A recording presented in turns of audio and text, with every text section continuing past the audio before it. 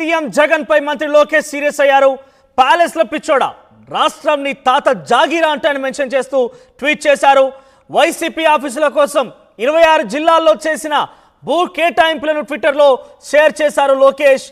ఒక 1000 రూపాయల నామమాత్రపు లీజుతో 42 ఎకరాలకు పైగా భూ కేటాయింపుల విషయంలో నీ విలాసాలు ప్యాలెస్ల నిర్మాణానికి అయ్యే ఖర్చు 500 కోట్లు, 25,000 మంది పేదలకు ఇల్లు కట్టివచ్చు అంటూ నారా లోకేష్ ట్వీట్ చేశారు. జగన్ పై సీరియస్ అయ్యారు.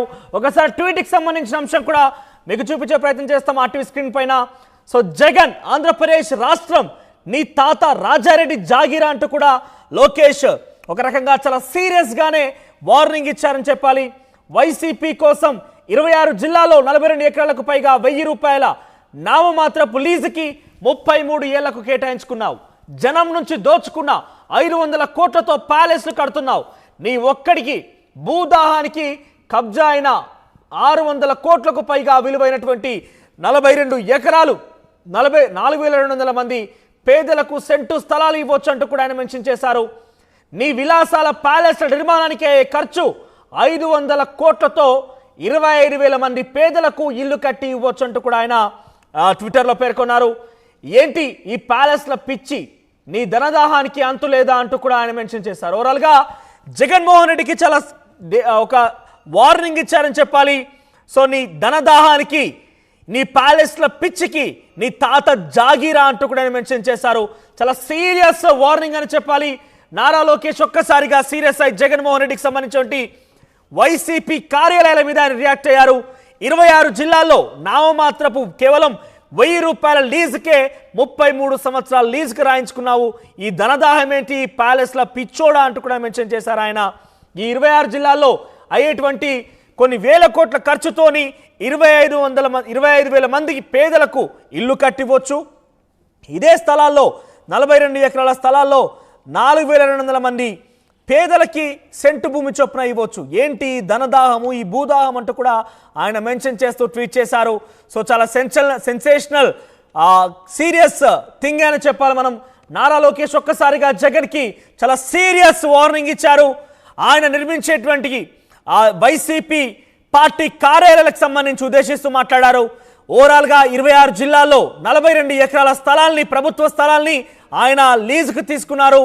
ఒక్కో ఎకరానికి ఓవరాల్గా అంటే ఆయన నిర్మించేటువంటి ప్రతి ఎకరానికి కూడా ఆ ల్యాండ్కి సంబంధించి కూడా ఆయన ఎకరానికి 1000 రూపాయల చొప్పున లీజుకి తీసుకున్నారు. అంటే 42 ఎకరాలకు సంబంధించి కేవలం ఏడాదికి గాను ఆయన చాలా తక్కువ మొత్తాన్ని చేస్తారు. కానీ ఆ భూములన్నీ కూడా కొన్ని వేల కోట్ల రూపాయలు విలువ చేసేటువంటి భూములు కూడా. సో సుమారుగా 1000 కోట్ల రూపాయలు విలువ చేసేటువంటి ఈ భూముల్లో నీ ధనదాహానికి, భూదాహానికి ఇంతమంది పేద మధ్యతరగతి కుటుంబాలు కూడా నాశనం అవుతున్నాయి. వాటన్నిటి కనుక నిజంగా ఈ భూములు కనుక మనం ఇచ్చి ఉంటే కనుక 4,200 మంది పేదలకు సెంటి భూములు చొప్ప ఇచ్చేవాళ్ళం. లేదనంటే ఈ యొక్క కట్టడాలకు సంబంధించి 500 కోట్లు అయితే ఉపయోగించాల్సి వస్తుందో, లేదంటే దానికి విలువ చేసేటువంటి అంశం ఉందో వాటన్నింటికి కలిపితే కనుక 25,000 మందికి మనం ఇల్లు కట్టివచ్చు అంటూ కూడా ఆయన మెన్షన్ చేశారు. సోరల్గా ఈ ట్వీట్ చూస్తే కనుక చాలా సెన్సేషన్ అని చెప్పాలి, చాలా సీరియస్ కామెంట్స్ అని చెప్పాలి. 26 జిల్లాల్లో వైసీపీ కార్యాలయాలను ఉద్దేశిస్తూ ఆయన ట్వీట్ చేశారు. చాలా డీటెయిల్డ్గా వాటికి సంబంధించి ఫొటోస్ కూడా ఆయన ట్విట్టర్లో షేర్ చేశారు.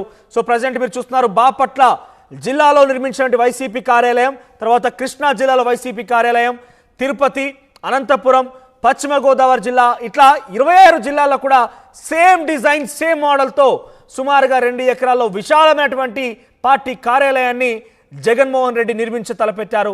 సో ఒక మాస్ వార్నింగ్ అని చెప్పాలి. ఒకసారి ఇదే అంశానికి సంబంధించిన ప్రతినిధి అనంతపురం నుంచి చెల్లా నాయుడు సిద్ధంగా నాయుడు, అప్డేట్స్ ఏంటి? జగన్మోహన్ రెడ్డి ప్రభుత్వం అన్ని జిల్లాలలో వైసీపీ కార్యాలయాలు నిర్మించిన నేపథ్యం అనేది పెద్ద ఎత్తున రాష్ట్ర వ్యాప్తంగా చర్చ జరుగుతుంది. ఇది హాట్ టాపిక్గా కూడా మారినటువంటి పరిస్థితి. ఎటువంటి పర్మిషన్స్ లేకుండా, ఎటువంటి అప్రూవల్స్ లేకోకుండా మొత్తం నిర్మాణాలు చేపట్టారని చెప్పేసి ఇప్పుడు అధికారంలో ఉన్నటువంటి నాయకులు చెప్తున్నటువంటి నేపథ్యంలో మళ్ళీ చూడవచ్చు. ఇక్కడ అనంతపురంలో హెచ్ఎల్సీ కాలనీలో నిర్మాణంలో ఉన్నటువంటి వైసీపీ కార్యాలయం అధునాతన హంగులతో భారీ ఎత్తున ఇక్కడ ఏదో సినిమా సెట్టింగుల రూపంలో మొత్తం పెద్ద ఎత్తున నిర్మాణం జరుగుతోంది. ఇది హెచ్ఎల్సీ సంబంధించిన ఈ స్థలంలో ఈ నిర్మాణం జరుగుతుంది. ఇటువంటి పరిస్థితుల్లో మరి వీరు ఎటువంటి అప్రూవల్స్ తీసుకోలేదు అని చెప్పేసి ఒకవైపు చెప్తున్నటువంటి నేపథ్యం. మరి అయితే మొత్తం మీద అసలు ముందస్తుగానే ఈ అప్రూవల్కి సంబంధించి వేకెంట్ ట్యాక్స్ వచ్చేసి 7,20,000 చెల్లించాల్సి ఉంటుంది. తొలుత అయితే మాత్రం 30,000 మాత్రమే చెల్లించారని చెప్పేసి ఒకవైపు, మిగిలిన మొత్తాన్ని చెల్లించాలని అధికారులు అడిగినా కూడా పట్టించుకోలేదట. పార్టీ అధికారం కోల్పోవడంతో ఈ నెల 17వ తేదీన మిగిలిన 7 లక్షల రూపాయలు చెల్లించారు అని చెప్పేసి చెప్తున్నటువంటి నేపథ్యం. ఇటువంటి పరిస్థితుల్లోనే జిల్లా అధ్యక్షుడైనటువంటి వైసీపీ జిల్లా అధ్యక్షుడైనటువంటి పైలా లక్ష్మీ నరసింహయ్యకు నిన్నటి రోజు సాయంకాలం నోటీసులు అందించినట్టుగా మనకు సమాచారం తెలుస్తుంది. అది కూడా సమయం ఒక రోజే ఉంటుంది. ఆ 24 గంటల సమయంలో వీరు ఏదైనా నిర్ణయం చెప్పకపోతే మున్సిపల్ అధికారులకు ఇక్కడ వీళ్ళు స్వాధీనం చేసుకొని డెమాలిష్ చేయడమా, లేదంటే దీన్ని ఇతరత్ర వేరే కార్యక్రమాలకు లేదంటే వేరే ఇతర కార్యాలయాలకు వినియోగించుకోవడం అనేది మరి ఎటువంటి నిర్ణయం తీసుకుంటారు అనేది అది కాస్త పక్కన పెడితే, ఇప్పుడైతే మాత్రం మొత్తం మీద అనంతపురం జిల్లాలోని వైసీపీ కార్యాలయ నిర్మాణం అనేది హాట్ టాపిక్గా ఉంది. ఇంతే కాకుండా రాష్ట్రంలో ఉన్నటువంటి వైసీపీ కార్యాలయాలు అనేది చాలా చర్చ జరుగుతున్నటువంటి నేపథ్యం. ఇది హెచ్ఎల్సి కాలనీలో ఉంటుంది. పూర్తిగా హెచ్ఎల్సికి సంబంధించిన ప్రభుత్వ స్థలం అని చెప్పేసి చెప్తున్నటువంటి నేపథ్యం. అధికారులు నోటీసులు జారీ చేసి అప్రూవల్ లేకుండా అక్రమ నిర్మాణాలు చేపట్టారనే కారణం చెబుతూ నోటీసులు కూడా జారీ చేశారు. అనుమతులు లేకుండా అప్పట్లో వైసీపీ అధికారంలో ఉండటంతో అధికారులు స్పందించలేదు అని ఒకవైపు చర్చించుకుంటున్నటువంటి పరిస్థితి. నగరపాలిక కమిషనర్ మేఘా స్వరూప్ ఆదేశాల మేరకు assistant city planner Maruthi Hariprasad శనివారం సాయంత్రం 5 గంటలకు నోటీసులు జిల్లా అధ్యక్షుడైనటువంటి పైలా లక్ష్మీ నరసింహయ్యకు, వైసీపీ జిల్లా అధ్యక్షుడైనటువంటి పైలా లక్ష్మీ నరసింహయ్యకు నోటీసులు అందించినట్టుగా తెలుస్తుంది. ఇటువంటి పరిస్థితుల్లోనే మరి తదుపరి చర్యలు ఎలా ఉంటాయి, ప్రభుత్వ పరంగా చర్యలు ఎలా ఉంటాయి, ముఖ్యంగా ఈ వైసీపీ నాయకుల స్పందన కూడా ఎలా ఉంటుంది. ఎందుకంటే నోటీసులు అనేది ఒక 24 గంటల సమయం మాత్రమే ఇచ్చినట్టుగా తెలుస్తుంది. ఫర్దర్ స్టెప్స్ ఏంటి, వీరి సమయం కోరుతారా లేకుంటే దీనికి మరి స్పందించరా అనేది కూడా చర్చ జరుగుతుంది. ఇటువంటి పరిస్థితుల్లో మరి ఇదైతే మాత్రం హాట్ టాపిక్గా ఉంది జిల్లా వ్యాప్తంగా కూడా. అందులోనూ ముఖ్యంగా ఇక్కడ కట్టడాలు చూడవచ్చు మనం విజువల్స్లో. ఆర్టీవీ ఎక్స్క్లూజివ్గా అందిస్తుంది. ఈ కట్టడాలు అత్యాధునిక హంగులతో చాలా అద్భుతంగా కడుతున్నటువంటి ఇటువంటి బిల్డింగ్స్ మొత్తం అంతా మరి ప్రభుత్వం స్వాధీనం చేసుకొని ఇతరత్ర ప్రభుత్వ కార్యాలయాలకు వినియోగిస్తుందా, లేకంటే ఇంకా ఈ మరేదైనా కోణంలో ఆలోచిస్తుందా అనేది మాత్రం కాస్త వేసి చూడాల్సిన అంశమే అయినప్పటికీ మాత్రం ప్రస్తుతం అయితే మాత్రం ఈ నోటీసులకి వైసీపీ నాయకులు జిల్లా అధ్యక్షుడు ఎలా స్పందిస్తారు అనేది వేచి చూడాల్సిన అంశం. మరి అది కూడా సమయం ఈరోజు ఒక్కటే ఉంది. రేపు సోమవారం రోజు ఖచ్చితంగా వీరు ఏదో ఒకటి అధికారులకి చెప్పాల్సి ఉంటుంది. ఇటువంటి పరిస్థితుల్లో మరి ఆ నోటీస్కి సంబంధించి 24 గంటల సమయం ఉన్నటువంటి నేపథ్యంలో మరి ఆ నగరపాలిక అధికారులు దీన్ని స్వాధీనం చేసుకుంటారా, మరి స్వాధీనం చేసుకొని ఎటువంటి నిర్ణయం తీసుకుంటారు అనేది. ఎందుకంటే ఇది చాలా లక్షల రూపాయలు విలువ చేసేటువంటి కట్టడాలు, చాలా అత్యాధునిక హంగులతో అద్భుతంగా కడుతున్నటువంటి నేపథ్యంలో ఈ భారీగా ఖర్చు చేసినటువంటి నేపథ్యం కాబట్టి దీన్ని మరొక కార్యాలయాలకి వినియోగించుకుంటే బాగుంటుంది అని చెప్పేసి జిల్లాలో ప్రముఖులు చర్చించుకుంటున్నటువంటి పరిస్థితి.